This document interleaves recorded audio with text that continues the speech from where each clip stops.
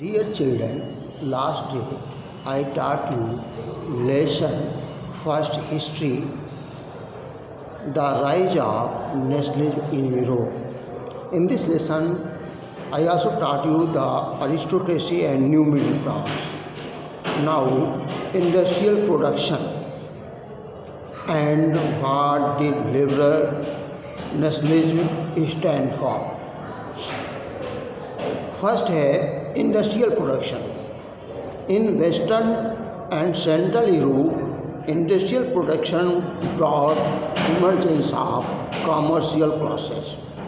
First, in its way new social group came into being, a working class population and middle classes made up of industrialists, businessmen, professionals. Second, in Central and Eastern Europe, these groups were smaller in number till late 19th century. Third, it was among the educated liberal middle classes that ideas of national unity following the abolition of aristocratic privilege gained popularity. What did liberal nationalism stand for? Ideas of national unity in the early 19th century Europe were closely related to the ideology of liberalism. The new middle classes interpreted liberalism as freedom for the individual and equality of all before the law. Throughout the 19th and early 20th century, there were the movements demanding equal political rights, that is, universal suffrage or the right to vote. In France, the right to vote to get elected was granted only to property-owning persons. Men without properties and women were excluded from this right. In the economic sphere, liberalism stood for the following. First, freedom of markets and the abolition of state-imposed restrictions on the movement of goods and capital. Hence, in 1834, at the initiative of Prussia, a custom union or Zollverein was formed. It was joined by most of the German states. The union abolished tariff barriers and reduced the number of currencies from over 30 to 2. Now, a new conservation after 1815. After the defeat of Napoleon in 1815, European governments were driven by a spirit of conservatism. Conservatives believe that established traditional institution of the state and society, like the monarchy, the church, social heritage, property and the family should be preserved. Now, Vienna Congress 1815.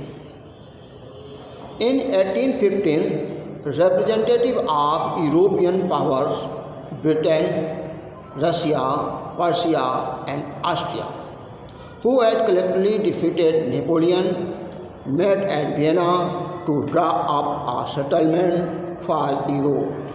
The Congress was hosted by the Austrian Chancellor Duke Metternich. The delegates drew up the Treaty of Vienna of 1815.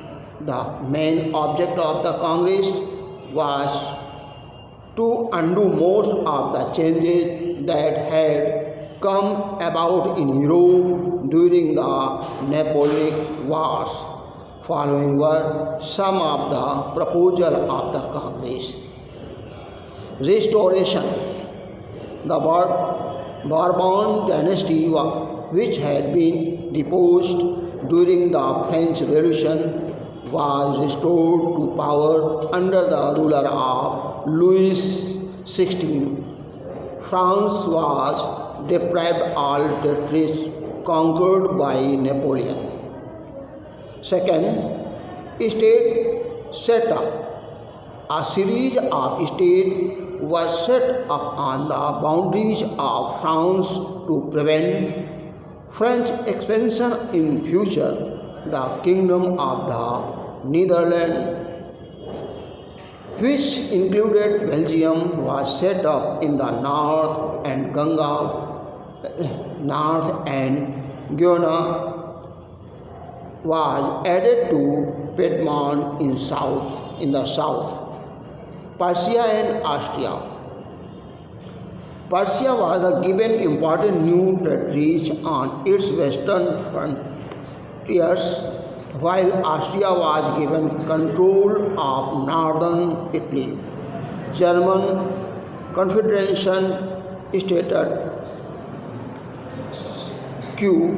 The German Confederation of 39 states had been set up by Napoleon was left untouched. Russia and Persia.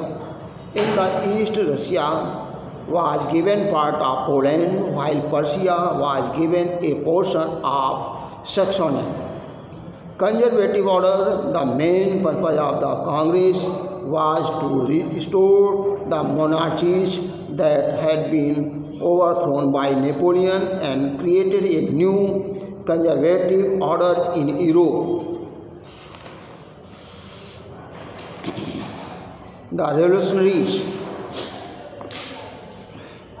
During the year following 1815, the fear of the repression drove many liberal nationalists underground. Main objective of revolutionaries were to oppose monarchical forms that had been established after the Vienna Congress. Second, to fight for liberty and freedom. Most of these revolutionaries interpreted by the creation of nation-state as a necessary part of this struggle for freedom. The age of revolutionaries 1830-1848. Now, next day